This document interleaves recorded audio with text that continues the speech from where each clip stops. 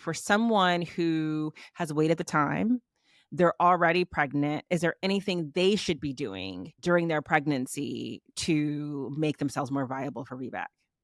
Yeah, I think first and foremost, you need to find a provider that does VBAC, that actually supports it, doesn't just give you the lip service, but says, yes, we believe in VBAC. We believe that VBAC is safer for your body than having a repeat C section. So finding an OB or a midwife who supports VBAC, truly supports them, and has systems in place to make it possible for you to have a successful trial of labor and a successful VBAC. That's the biggest number one. And don't be afraid to fire the doctor you have now. Just do some research online, start talking to doulas, start talking to people in your community, find somebody who actually truly supports VBAC. That's the key right there. Then get yourself a doula, because a doula is going to help remind you of your choices in labor, because it's super easy to do all the work and then get to the place in labor where you're like, actually, this labor is so hard. I don't really want to do it. Let's just go for the C-section because I'm kind of over this whole labor thing. But then get to the other side and say, oh, I shouldn't have done that. I really wish I hadn't done that. So a doula is going to really help you stay home as long as possible and then be supported emotionally and physically throughout your labor to help you advocate for yourself. I think the number 3 thing too is dealing with the emotions behind your previous C-section. Birth is such a mental game.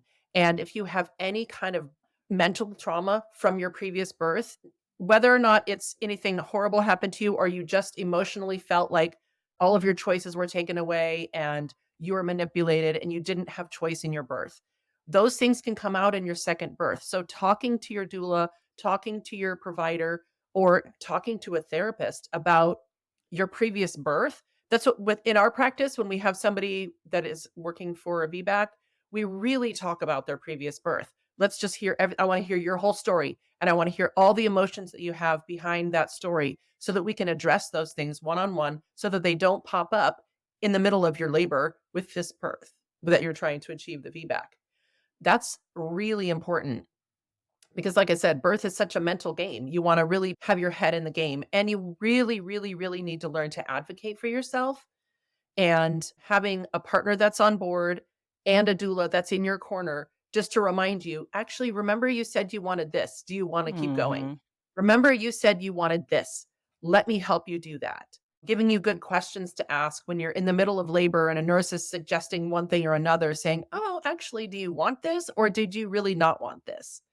Those, I think, are the big keys. Feeling empowered to make decisions for yourself. I think a lot of women have a hard time with that, feeling like they can advocate for themselves, especially women of color in the hospital setting where they don't feel like they have a voice. Getting somebody on board, like I said, a doula, to really help them speak for themselves, because you have to be able to use your own voice to advocate for yourself.